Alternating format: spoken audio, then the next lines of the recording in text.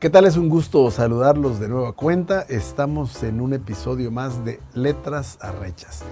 Esta ocasión con la compañía de Carlos Román y Erwin Rodríguez. Bienvenidos, Carlos. Muchas gracias, Mario. Erwin. Gracias, Mario. Habíamos estado platicando de los festejos de Rosario Castellanos a 100 años de su nacimiento, que esto fue el 25 de mayo.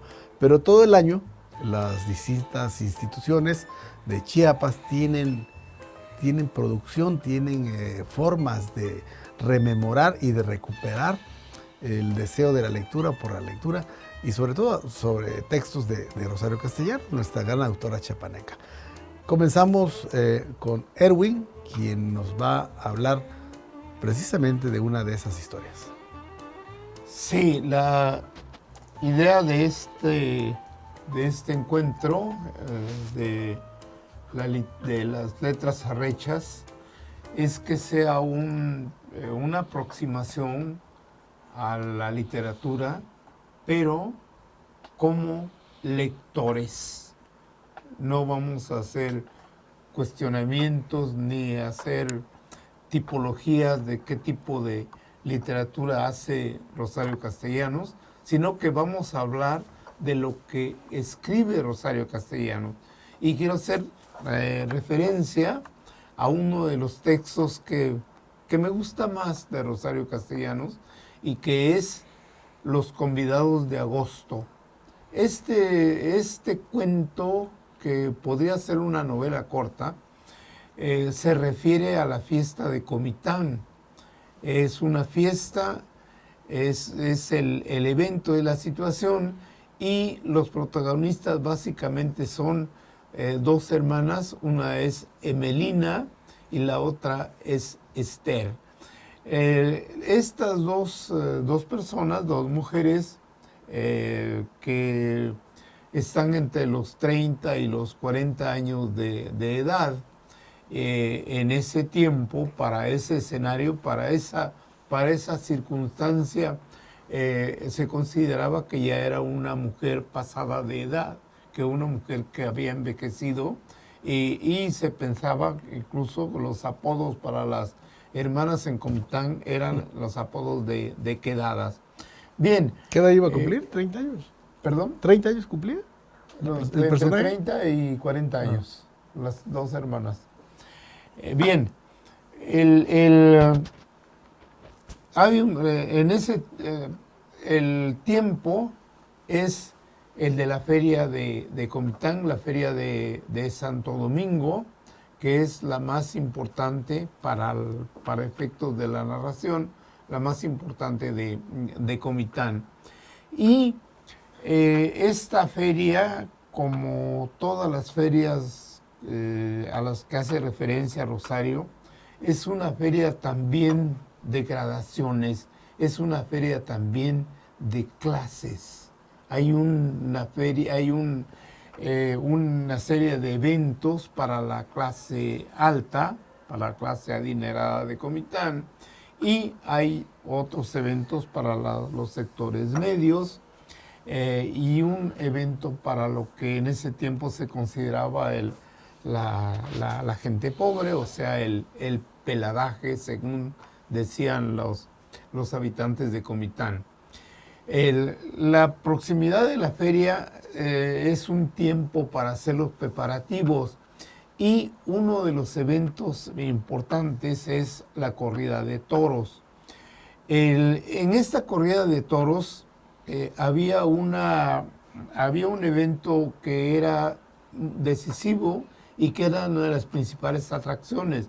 En la última corrida de toros, la plaza de toros, que era una construcción muy, muy frágil, la plaza de toros se caía, y los hombres y las mujeres que asistían a la plaza podían formar parejas, cada quien podía agarrar la suya o el suyo según su condición, y ahí se terminaba el evento, ahí se terminaba la corrida de toros. Esto era mal visto por la clase fuerte, la clase culta de Comitán, era mal visto, se consideraba que era un evento del peladaje. Y una de las protagonistas, que era Emelina, decide que ella iba a asistir a la plaza, aunque ella no pertenecía al peladaje, ni mucho menos. Era una mujer que descendía de una familia comiteca que tenía sus posibilidades económicas porque estaba relacionada con la producción agrícola. Era un padre ranchero, el padre ranchero había muerto, pero era de los rancheros que describe Rosario Castellanos de Comitán, que tienen cierta formación, que tienen cierta prosapia, pero que tienen además una cultura más o menos grande. Decía que Rosario Castellanos, y así lo decía el personaje, los rancheros de veras, los rancheros que valen la pena, son los que son capaces de domar una yegua, pero también de escribir unos versos. Y bueno, pues esta era la familia de Emelina, era el papá de Emelina, y ella no solía juntarse con la clase baja, pero como que le entró la idea de rebelarse y asistir a una de las corridas de toro. Pero en esa corrida de toros, muchas mujeres, muchas muchachas iban a ver a los toreros, iban a ver al torero, pues si estaba bonito, si tenía buen cuerpo, para enamorarse tal vez un poco platónicamente del torero. Pero asistía mucha gente de la clase popular. Y Emelina asistió una vez, pero quedó decepcionada con la feria, con la corrida de toros, porque en vez de toreros llegaron las toreras, llegaron mujeres toreras. Y esas mujeres toreras eran de Comitán, pero eran mujeres que tenían como con malas famas. Una de ellas le llamaban tenía los ojos muy grandes y le llamaban la Estambul, porque aparentaba ser una mujer de Turquía, y ella se había ido a recorrer el mundo y había regresado como torera a Comitán. Y la gente decía, ¿cómo esta tal Estambul regresa como señorita torera? Eso es muy malo, muy digno de burlas, pues. Y otra le llamaba las Casquitos, le apodaban, no dicen el nombre, pero le apodaban a la Casquitos de Venado, que era una mujer así de cascos más o menos livianos. Grácil, y digamos. ella había decidido abandonar Comitán, irse con un comerciante, y había andado por Puebla, había andado por la Ciudad de México, y había regresado convertida en torera, en señorita torera. Entonces, pues esto no gustó a la afición comiteca, y la corrida de toros fue deslucida. Sin embargo, al año siguiente ya se anunció la llegada de toreros hombre, y Emelina y varias mujeres de Comitán decidieron ir a verlo. La idea de Emelina era que ya había pasado y había quedado el tiempo de que solo de tener una vida aburrida, sin tener perspectivas de nada, sin una pareja, sin tener relaciones sexuales ni nada. Entonces, Emelina decidió rebelarse en contra de esa situación y decidió ir a la feria, a la corrida de toros, para ver si al desplomarse la plaza, pues se encontraba una pareja, un hombre la tomara y se la llevara. Llegó el día de la corrida, Emelina se levantó temprano, y parte de la narrativa, de la narración, Los Convidados de Agosto, se refiere a ese día un poco como en Ulises de James Joyce. Todo sucede en un día, ¿sí? Emelina se pone a considerar cómo está su patio, cómo está su jardín, pero la idea de ver a las plantas, ver algunos animalitos, ver a un canario, los toma como motivos para reflexionar. Entonces, creo que después continuamos con la desenlace. narración, Sí, es bueno que hagamos un cortecito. con la corrida, le llegamos a la corrida después. ¿Cómo lo ves, Carlos?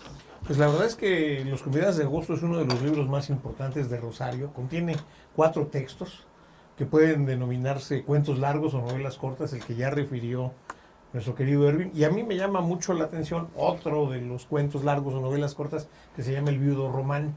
Entre otras cosas porque el personaje, el protagonista, se llama igual que yo, Carlos Román. Afortunadamente no me parezco mucho al personaje porque es el autor de una historia que revela la manera en que Rosario entendía las relaciones entre hombres y mujeres en el México de su tiempo y en una sociedad provinciana y con muchas secuelas de atraso, con una sociedad patriarcal, como la definen ahora las feministas, mucho más feroz que la que podemos entender ahora, y donde trata Rosario temas como la infidelidad y una que es muy común, que tiene que ver con la virginidad a la hora del matrimonio.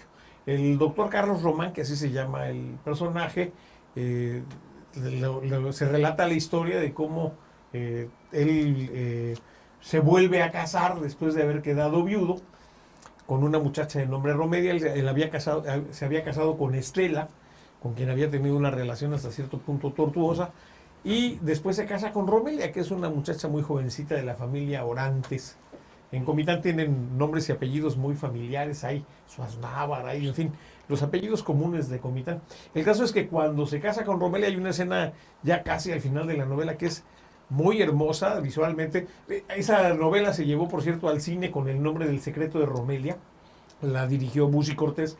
Y el asunto final es que don Carlos, el viudo que se vuelve a casar con una mujer muy joven, comete lo que implica un enorme deshonor, una gran deshonra para la familia de la novia porque la devuelve. Entonces hay una escena extraordinaria que abarca una página completa en la que toda la gente en Comitán está a la expectativa porque don Carlos ordena a su servidumbre juntar las cosas de Romelia y llevárselas en procesión hacia la casa paterna. Entonces, cuando obviamente despierta la curiosidad de todos, todo el mundo se pone a especular cuál es la razón, el motivo de este asunto. vistoso. Evidentemente tiene que ver al padre de Romelia y pues en medio de una circunstancia difícil, que por cierto le confiesa al cura, don Carlos, el cura es muy amigo suyo, la regresa con el argumento de que ella no es virgen. Entonces, bueno, esto en una sociedad en donde prevalecen esos valores, pues era terrible. Pero hay un secreto en medio, de hecho, por eso así bautizó Busi Cortés a su película El secreto de Romelia. Obviamente la película está tratada desde otra perspectiva, por eso invito a los radioescuchas, a quienes nos ven por televisión, a leer esta novela porque tiene un poder, enorme poder narrativo que relata con toda puntualidad qué es lo que sucede en la novela. Entonces, lo que estaba haciendo don Carlos, pese a que obliga al padre de Romelia, de apellido Orantes, pues a asumir la deshonra pública que significa la devolución de la novia, a que pues recibe una serie de cuestionamientos de su amigo el cura, lo que él está cometiendo es una venganza. Al final, su primera mujer, Estela, hizo algo impensable en esta sociedad, que fue engañar a don Carlos. Y él localiza pues toda una serie de evidencias y cartas que revelan la razón que lo lleva al final a pues ver cómo ella muere. Para él eso significa un alivio, pero lleva esa carga pesada encima.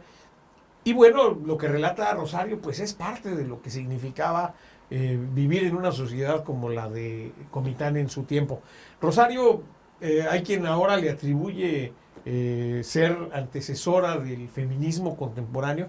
Yo creo que lo que ella hizo fue darle una dimensión ética a un tema esencial, que era la forma en que se trataba a las mujeres de su tiempo. Es lo mismo que ocurrió con los pueblos indios, a los que describió también con una enorme puntualidad. Pero en este caso, bueno, El Viudo Román es otra de las novelas de Los Convidados de Agosto que conviene leer. Es uno de los libros más completos y ricos de Rosario, un poco fuera de las dos novelas principales que todo el mundo ha leído, que son Balún Canán y Oficio de Tinieblas. Entonces, bueno, realmente invitamos a nuestros radioescuchas, a nuestros televidentes a cursar estos 4 textos, el que ya refirió de los convidados de agosto, que le da título al volumen completo, y El viudo Román. ¿No vas a contar el desenlace de No, Romelia? no. Para que lo lea. No lo quiero contar para que la gente se pique en la lectura. Aquellos a los que no les gusta leer, yo pienso que el cine ha sido una herramienta que contribuye a acercar a las personas a la lectura. Es muy difícil trasladar la literatura al cine, porque quien se asome a las páginas de Rosario va a encontrar una riqueza incluso visual en su narrativa que es muy difícil. ¿Ya viste las producciones en cine de Pedro Páramo y Cien años de soledad? ¿Ya las viste? Pues la verdad es que fíjate que me he llevado tales decepciones, sobre todo con Pedro Páramo. Me han recomendado mucho esta versión que acaba de salir en esta cadena Netflix. En Netflix, lo podemos decir. Te lo pregunto para que lo contestemos. Igual, Erwin. No la he visto, pero sí voy a... Vamos a una pausa.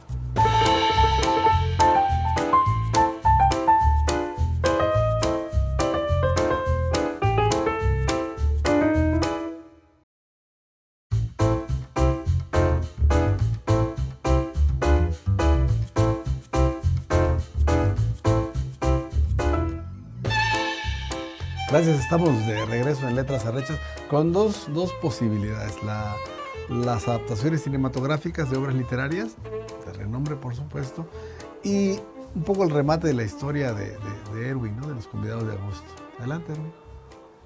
Sí, nos quedamos en que empieza la corrida de toros. Emelina, que ya se dispuso a ir, y decir dispuso a ir a la corrida es disponerse a todo lo que pueda pasar. Se produce el final de la corrida, el derrumbamiento de la plaza. Los hombres, la mayor parte, escoge a una pareja, escoge a una mujer, la toma. Y Emelina es tomada también por un hombre bastante fuerte, bastante musculoso, bastante atractivo. Y Emelina está muy feliz de ser tomada por un hombre así. El hombre la toma en brazos, la lleva, la saca de lo que quedaba de la plaza y la lleva al kiosco de Comitán, en donde pide bebidas, pide la mejor bebida que hay en el kiosco. En el kiosco no había mucho, pero alguien por ahí consigue vino y comienzan a beber. Y Emelina se halla dispuesta a todo. Piensa que ha consumado una conquista, pero sobre todo que ha consumado un evento de libertad. Todo iba muy bien, pero siempre hay un problema. Emelina tenía un hermano que era Mateo, y llega el hermano, ayudado por otro amigo de apellido Alfaro. Llegan y comienzan a golpear al hombre que había tomado a Emelina, y ahí se termina la historia. Fue una cuestión frustrante. Emelina se quedó otra vez sola, otra vez rumiando su soledad, una soledad que en Comitán, con la cultura existente, con el clima cultural existente, esa soledad se acentuaba, se hacía mayor en la medida que las mujeres pasaban de los 30 años. La idea es que se interesen por la historia escrita por Rosario Castellanos, y que lean el cuento. Convidados de no hay agosto, en este nada caso. mejor que leer el texto original. El cine y las adaptaciones Cinematográficas. Bueno, estábamos hablando, de hecho, El secreto de Romelia para muchos no es una buena adaptación. Toma una parte que es esencial de la historia. No voy a spoilear, como hizo nuestro amigo Erwin, la historia del viudo Román, pero sí es importante que entiendan que el secreto de esta mujer joven rechazada por el viudo es fundamental en la historia. Ahora, hablábamos de la adaptación que se hizo de historias como Pedro Páramo, nos decías, Mario, en Netflix, esta última versión. Decía Jorge Mandujano que si Juan Rulfo hubiera nacido en Chiapas, la historia hubiera comenzado: vine a la Tigrilla porque me dijeron que aquí vivía mi padre, un tal Carmen Orantes. Entonces es un paralelo con el Pedro Páramo de los Altos de Jalisco aquí también. Y el arriero hubiera sido también hijo de don Carmen. Y todos hubieran sido hijos de don Carmen, como Pedro Páramo. Bueno, O el chofer. El caso de las adaptaciones cinematográficas es muy complicado porque expertos en cine como Gustavo Trujillo, quien por cierto tiene un espacio permanente hace muchos años aquí en el sistema de crítica de cine, dice que sostiene que la literatura contemporánea utiliza mucho el lenguaje cinematográfico. Es decir, un arte que surge como una adaptación teatral continua, filmada, rodada, ahora es un poco el hilo de las narraciones contemporáneas, tiene que ver con la manera en que se narra el cine. Y en efecto hay historias muy cinematográficas, pero hay otras que no lo son tanto. Entonces, a veces uno se resiste a las adaptaciones. Hay algunas historias que son hechas ex profeso para cine, pero a mí me pasó con algunas películas una maravilla. Yo conocí una de las novelas que más me gusta entre todas las que he leído, que se llama La leyenda del santo bebedor, de Joseph Roth. Y la conocí primero en cine, en una versión cinematográfica de Hermano Ormi, un italiano. La adaptación es extraordinaria, pero cuando lees la novela te quedas subyugado. Al final se trata de dos lenguajes. El lenguaje cinematográfico necesariamente tiene que recurrir a la síntesis que proveen las imágenes. Hay una gran discusión que, por cierto, también sugiero a nuestros lectores. Eso es un libro difícil de conseguir, pero se llama El alfabeto contra la diosa. Entonces tiene que ver con un suceso, con un hecho que ocurrió precisamente a partir de la aparición de la fotografía. Lo que sostiene su autor, un neurocirujano de nombre Leonard Schlein, es que a partir de la aparición, de la irrupción de las imágenes como una forma de comunicación, el mundo ha cambiado. Y una revolución más importante que las revoluciones económicas o políticas ha sido la revolución que ha cambiado el papel de las mujeres en la historia. Ya está. Fíjate que lo que dice aquí nuestra coordinadora de cine, Caro Guillén, tiene mucho sentido, porque a mí ese tema de que es demasiado sagrada las novelas de Rulfo como de García Márquez, como que no la quería yo, no me quería yo ensuciar viendo una película, ¿no? Dije, no, creo que no lo voy a hacer. No lo he hecho por eso. Criterio que comparto con otros amigos, Mario Nandayapa, uno de ellos. Así como que le tenemos miedo a ver la película para no faltarle respeto a la obra, digamos. Puede ser una tontería, pero qué bueno que dice Caro que una cosa es una cosa, como dicen la mamá de un amigo allá en Comitán, una cosa es una cosa y otra cosa es muy distinta. Ándale. Y sí, la película de Pedro Páramo, que de eso hablábamos, ¿verdad?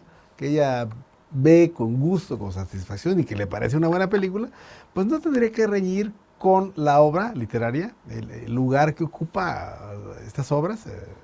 Ahora escuchemos el principio de 100 años de soledad y veamos que es realmente sencillo de trasladar a la imagen.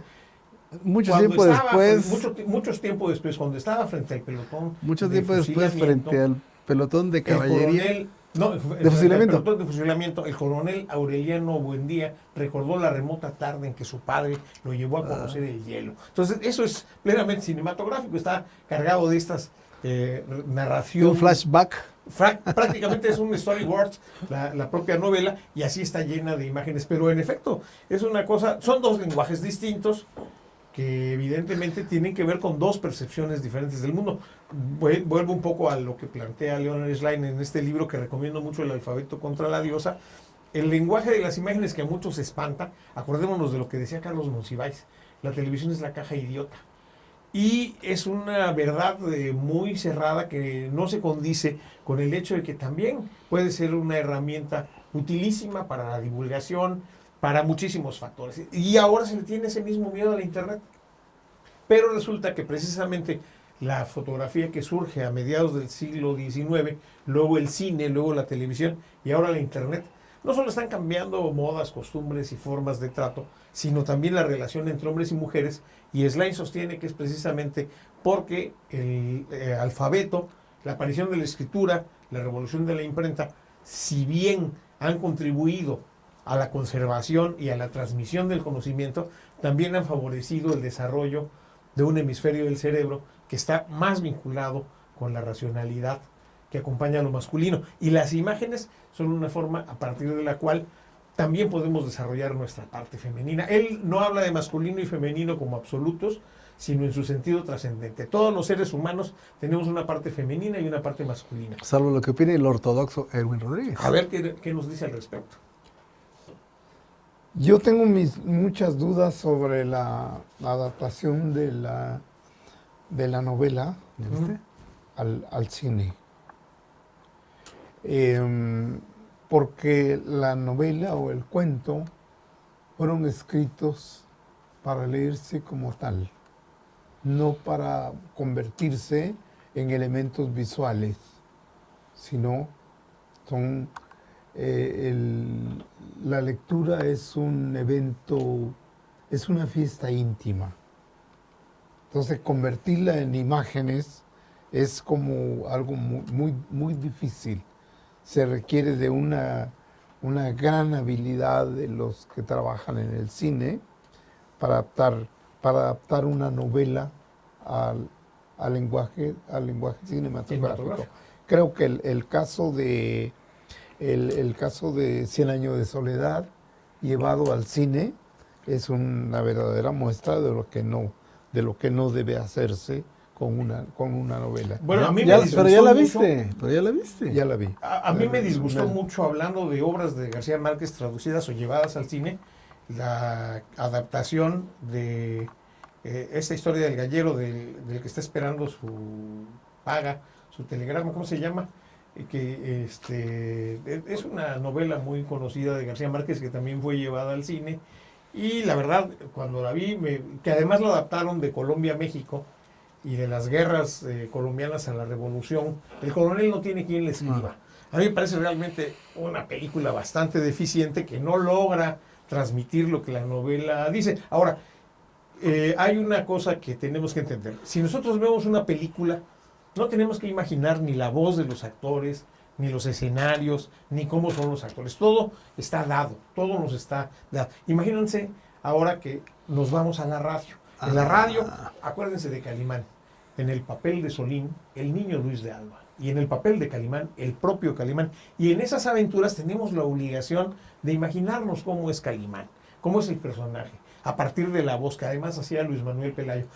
Imagínense ahora el esfuerzo que tenemos que hacer, la capacidad que tenemos que tener para poder proyectar en nuestra cabeza las imágenes que la literatura nos produce. Entonces, realmente coincido en esa parte con Erwin. Es prácticamente imposible transponer el contenido de un libro a un ejercicio radiofónico o visual. Ahora, hay aquí Los Arrieros del Agua en el sistema se llevó a la radio, que es una novela extraordinaria. No la he escuchado, por cierto, pero No te la han dado, qué barbaridad. No me la han dado, la tengo que escuchar porque además próximamente Carlos Navarrete va a recibir, está propuesto para recibir en la UNICACH el doctorado honoris causa, y no sé si coincida conmigo Erwin, pero junto con las de Rosario Castellanos, esta novela de Carlos es quizá una de las más importantes de la narrativa en Chiapas en el siglo XX. Sin duda. Sí, creo que el mismo García Márquez tenía sus dudas sobre llevar la 100 años de soledad al cine. Incluso él intentó hacer un guión sobre 100 años de soledad en Cuba y no quedó satisfecho con lo que había hecho. Y si él fracasó en eso, sintió que fracasó en eso, fue porque la novela no fue escrita como un guión cinematográfico. Ahora, hay que recordar que él escribió un guión cinematográfico para un cuento suyo, que es En este pueblo no hay ladrones, que llegó al cine Alberto Isaac, que es un cuento suyo llevado al cine.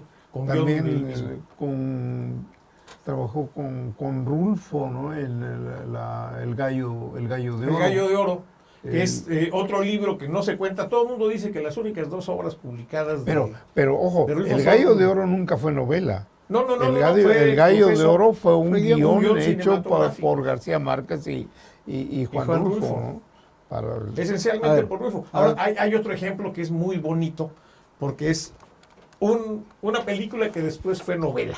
O sea, primero fue película y luego se convirtió en novela, que es de Ricardo Garibay. Se llama la novela, Las glorias de Gamboas. La novela se llama Par de Reyes, pero la película se llamó Los Hermanos del Hierro. Él ganó una beca del Centro Mexicano de Escritores y le encargaron escribir la novela.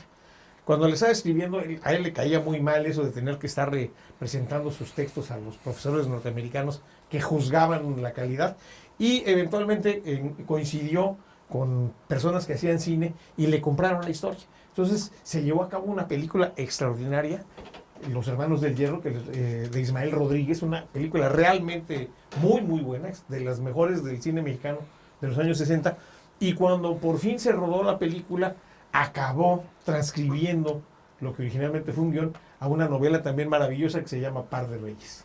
Ya. Bueno, creo que ahí nos perdimos un poquito y a mí me gustaría decir que efectivamente cuando escribió su novela García Márquez y tantos más, pues no están pensando en guión radiofónico, pero tampoco era su idea. Lo que pasa es que los tiempos del cine son posteriores y retomar un argumento, o incluso a veces ni siquiera un argumento, es un pedacito de una... Con un pedacito de una novela hacen una película. Pero eso es como que la libertad de creación después de leer, ¿no? Porque finalmente transponer en una película o una novela, pues no creo que sea el ejercicio de un cineasta. Es retomar lo que le parece posible para hacer una película y nada más, y lo saca, lo toma prestado, pide permiso, derechos de autor, lo que sea. Pero no creo que ningún cineasta haya tenido la pretensión de llevar la novela completa a cine. Eso sería descomunal y no creo imposible, que además. sí, ¿no? Vamos a otra pausa y regresamos.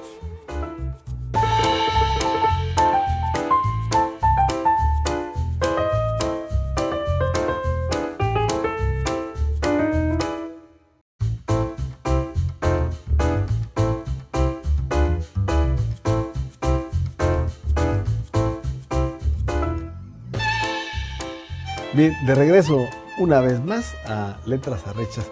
Estuvimos tocando el tema de las adaptaciones radiofónicas de grandes obras de la literatura universal. De paso podríamos mencionar a las adaptaciones que se han hecho sobre autores chiapanecos. Pues hay relativamente pocas. La mayor cantidad de películas hechas sobre obras literarias es la de Rosario Castellanos.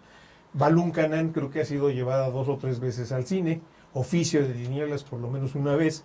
El Viudo Román, la que ya mencionamos hace rato, película de Busi Cortés. Y una cosa que está sucediendo en la UNACH, que va a suceder también en el municipio de Berriozábal, es que Gustavo Trujillo organizó un ciclo con todas las proyecciones. Ahí vamos a pasarle después el dato al público, porque son varias las que se han hecho. Ahora, de otras zonas chiapanecas, bueno, hay que hablar también de nuestros actores chiapanecos en el cine mexicano. ¿De acuerdo? Laco Cepeda salió 2 veces de Pancho Villa. Una en la película de Paul Leduc, de John Reed, México Insurgente, Sí, sí. y otra en Campanas Rojas. Haciendo la de Pancho Villa. De Pancho Villa, él actuó de Pancho Villa. Y en esta primera sale Chu Castañón, quien por cierto fue director del Archivo Histórico del Estado antes que yo, y que hace un personaje muy breve, pero muy, muy significativo. Oye, ¿cómo se llama el Chu poeta? aparece también en Recuerdos del Porvenir. Que es una adaptación de Elena Garro, de Elena. hablando de otras adaptaciones. ¿Cómo se llama este poeta sancristobalense que salía ahí de segundo? Cómo no, es... un gran amigo, que en paz descanse. que le decíamos por mal nombre el Cargapalito. Reportero de la jornada, Javier Molina. Javier Molina, Una vez sí. íbamos entrando, salió en Lola, Rolas o no Rolas, y aquella película famosa de Lola. Un día entramos al Teatro de la Ciudad con Joaquín Vázquez Aguilar, el poeta, Ajá, Quicho. y veníamos precisamente de descrudar, es decir, que no veníamos en un estado muy conveniente, que digamos, entramos a la película, a él le tocó 2 filas adelante mío, a mí 2 atrás, y de repente cuando sale Javier en escena, sale de T por 8 Sí, sí. y grita. Le costó mucho. No le costó mucho, grita en plena función Joaquín. Y da vos, Carlos, que ese no es el Cargapalito. Y le digo, sí es vos, Quincho. Todo el mundo murió de la risa porque reconocieron a Javier, que tuvo sus apariciones cinematográficas también. Bueno, hay otras adaptaciones de a escritores chapanecos, ¿Cómo cuál? Díaz Bular, La Choca. La Choca. Es cierto. De Alfonso Díaz Bular, tapachulteco. Sí, es por cierto. cierto, sí, es cierto. Y uno que no es chapaneco, pero que sí escribe sobre Chiapas, es de Bruno Traven, ¿no? Bueno, Hay, allí voy a aclarar hay que no era Bruno. varias, No, pero esa es literatura Bruno no de... era Bruno, era B. El Bruno se lo atribuyeron Luis Espota y los editores Pirata. Sí, pero esa es una No, obra... pero el conocido como Bruno Traven, ¿no? Conocido como Que- Bruno. que no puede hay decir las nada. adaptaciones de El barco de la él, muerte, ajá, Das Totentschiff. y El tesoro de la Sierra Madre. que parece la muerte y le da poderes a Cómo no, donde sale Ignacio López Tarso. La película... Macario. Macario. Macario. Sí, Pero es fíjate cierto. bueno, voy a aclarar el tema. el tesoro de la Sierra El Madre, tesoro, es película. sí, cómo no. Es que la dirigió John Huston, a quien citaste hace un rato. Bueno, Traven llegó Traven. a Tampico en los años 30, 1932, y él venía de una larga carrera en la militancia anarquista, tanto en Alemania como en Estados Unidos. Entonces de ahí viene el B, que los editores pirata ponen siempre Bruno desatado, que él nunca se firmó así. Lo digo con algún fundamento porque cuando dirigí la Biblioteca Central del Estado hay una colección que su albacea, Esperanza López Mateos, entregó al gobierno de Chiapas cuando dispersaron las cenizas de Traven en la selva. Entonces ahí vienen, hay 69 libros de 85 que originalmente se donaron, y están en hebreo, en inglés, en italiano, en ruso, incluso una novela que no ha sido traducida al castellano, que es Trozas. El caso es que dijo Traven que cuando llegó a Tampico había terminado, ya estaban comenzando a ponerse de moda los discos llamados acetatos de 77 revoluciones. Entonces dice que ya había terminado el lado A de su vida, que al llegar a México le estaba viviendo el lado B. Entonces por eso se firmaba B. Traven, ¿no? ¿En serio? En serio. Y ahí pues cualquiera amigo chiapaneco puede acudir al Centro Universitario de Información y Documentación, junto a la Escuela de Música, en donde están debidamente conservadas y catalogadas las 69 O sea, pero Traven libros, ejemplares. consintió, o ya se había muerto, consintió que se fuera Bruno B. Traven. No, el Bruno lo utilizaron sobre todo los editores piratas, lo que nunca pidieron permiso para publicarlo, y quien universalizó esa acepción fue Luis Espota. Pero todas las obras que están ahí están firmadas B. Traven, las que están en italiano, en alemán, en ruso, en hebreo y en castellano. Ya. Erwin. Pero íbamos a hablar de Rosario. Sí, ¿cómo no? Termina la historia. Termina la historia de Rosario. ¿Cómo No, terminó no, los no, convidados de agosto? ¿Cómo termina? No, terminó Ya. con la caída el de la destrante, plaza. la caída de la plaza, y un hombre Y la toma... golpiza. O sea, la frustración de la mujer que ya no consiguió hombre, No, porque marido. llegó el hermano Y le echó a perder le todo. echó a perder toda la fiesta. El romance. Sí, ¿Ahí termina? sí, ahí termina. Ahora, ¿qué más hay que leer de Rosario que te gusta mucho a ti? Yo creo que es importante entrar al debate sobre el indigenismo de Rosario y el feminismo de Rosario. Sí. Yo creo que Rosario hace una literatura lejos del panfleto. Estoy de acuerdo. Hace un feminismo inteligente a la manera de las dos, de la esposa de Sartre, Simón de Beauvoir. de las dos Simón, de Simone Weil y Simone de Beauvoir. Hace un feminismo de ese estilo. Si es cierto, las mujeres, ya no hay necesidad de escribir el escenario de las mujeres, es un escenario muy, muy adverso, pero hay una forma de salir. Y ojo, para Rosario Castellanos, la salida de la opresión femenina es individual. No va a colectiva. venir ninguna salvación colectiva. Es individual y se va a dar a partir de qué? A partir de que la mujer desarrolle sus capacidades humanas, nada más y nada menos. Sí. ¿Sí? Rosario Castellanos reconoce que hay una diferencia entre los sexos, yo oí a Rosario en una conferencia, dice, no podemos hacer que las mujeres hagan lo mismo que los hombres, porque los hombres no pueden hacer lo mismo que las mujeres, los hombres no pueden amamantar a los niños, las mujeres no pueden ir lejos por la cosecha, por la carga de la cosecha, entonces hay una división técnica del trabajo, Y sobre eso debemos irnos. Entonces, la condición de la mujer va a avanzar en la medida en que haya una preparación, lo mismo que la condición del Es hombre. políticamente correcto lo que dice Y Erwin. yo creo que vamos a recibir No, varios cuestionamientos, pero estoy de acuerdo con él en lo esencial. Yo pienso que lo que Rosario hace es humanizar a sus personajes. Es decir, voy a traer a colación un texto, porque ella hizo el Teatro Petul. Hay un libro de Carlos Navarrete que hay que leer, que Sí, se llama La Antropología. de eso quería hablarte. Sí. Mira, Ujú. Rosario Castellanos es una feminista que escribe para las mujeres, que da información intelectual a las mujeres. Es una indigenista, pero no es una indigenista teórica, no es una indigenista que esté de lejos desde el escritorio haciendo indigenismo. Ella se sube a una mula, se sube a un caballo y se va con el Teatro Petul a las comunidades a enseñarle a los indios que hay derechos, que son seres humanos.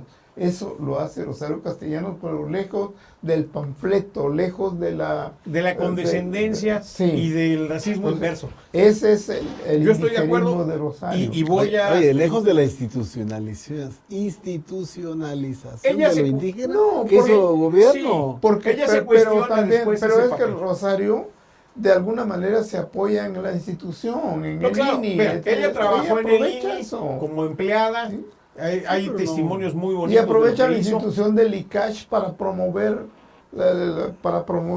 el desarrollo de ciertos grados de cultura letrada. Porque Ok. todos tenemos Ok, cultura. mira, pero voy a- para Antes de aludir pasar a al ese indigenismo, Ajá.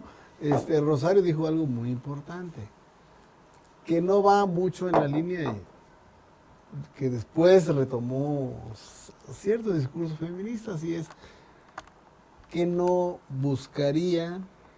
busquemos como mujeres, dijo, alcanzar o ser como los hombres. Porque ¿para qué queremos tener el mismo grado de frustración y no sé qué más que tienen los hombres? Y digo yo, es correcto. Van a aspirar deben aspirar, tendríamos que esperar como hombres y mujeres en una cosa distinta. Porque es que no es que vivamos los varones en el paraíso, ¿no?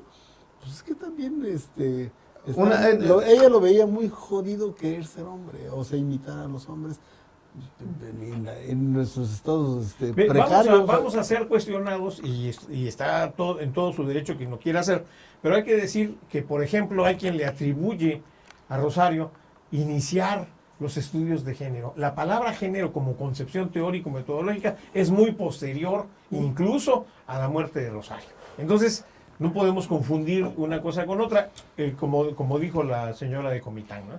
El caso es que para dejar a las claras qué pensaba y cómo actuó Rosario en el contexto del Teatro Petul, recordemos que el Teatro Petul fue parte de una obra del Centro Coordinador Indigenista que tenía una concepción muy peculiar de la manera en que había que tratar a los pueblos indios. Rosario nunca dijo, ¿qué pensás que estoy pensando? Es muy posible que en algún texto sí, pero fíjate lo que escribió ella misma sobre el Teatro Petul, que por supuesto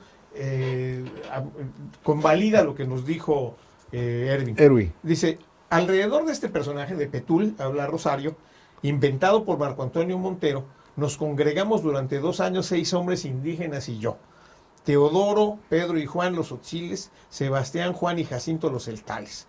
Entre todos cargábamos la impedimenta, palos, mantas, cofres con vestuario, y emprendíamos la peregrinación a través de largos y abruptos caminos hasta la plaza de una cabecera municipal populosa el día de mercado, hasta los caseríos dispersos en las laderas de las colinas y en los valles. Allí, a la vista de todos, se armaba el foro. Ante los preparativos, la gente abandonaba sus quehaceres o sus transacciones comerciales para presenciar un espectáculo. No conocen otro, y les parece inexplicable, misterioso y fascinador. Suspensos, los niños, los hombres y las mujeres, los ancianos, contemplaban el desarrollo de la acción que sucedía en el escenario.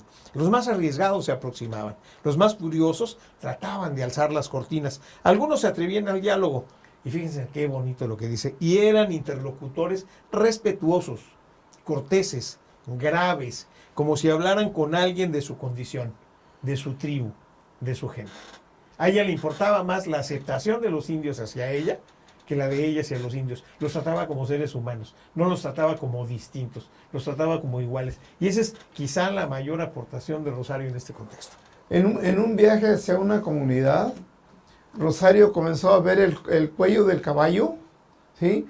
Y vio que el cuello del caballo se agrandaba, ¿sí? Y dijo, ha de ser una reacción al clima o alguna reacción. No, lo que pasa es que la montura se estaba yendo para atrás y entonces el cuello del caballo se hacía mayor. Cuando Rosario se dio cuenta de eso y después cuando se cayó, ¿no?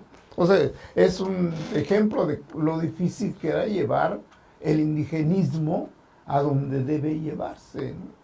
Bueno, y además esa concepción peculiar del indigenismo, que era un indigenismo integrador, un indigenismo que buscaba borrar las diferencias. Ahora se concibe que la mejor manera de tratar a los pueblos originarios es respetar su cultura, respetar sus tradiciones, sus costumbres, fomentar sus lenguas. Y en ese tiempo de lo que se trataba, tú tienes ejemplos muy importantes de cómo se hizo ese indigenismo. Pero en la ¿desde sierra. cuándo estamos en lo mismo? De que Bueno, ha cambiado el discurso. Hay que entender que estamos hablando aquí de finales de los años 50, 1957, 1958. El discurso del propio gobierno se ha modificado sustantivamente y a eso ha contribuido la labor de, entre otras personas, de Rosario Castellanos. Hay que decir, por ejemplo, también que en este propósito colaboraron otros grandes artistas chiapanecos como Carlos Jurado, no chiapanecos, pero sí trabajando aquí, como Marco Antonio Montero, citado por Rosario, y también como Adolfo Mesiac, que ilustraba los cuadernillos del Teatro Petunia. Queda en tinta todavía, desde la charla pasada, lo que mencionó Erwin, en el sentido de que a quienes pertenecen a una comunidad indígena, les como que si estuvieran de acuerdo en que fuesen llamados indios, ¿no? Lo cual me generó muchas dudas porque no conozco a ninguno que quiera llamarse así, pero eso lo dejamos como pendiente para que lo discutamos en otro bloque.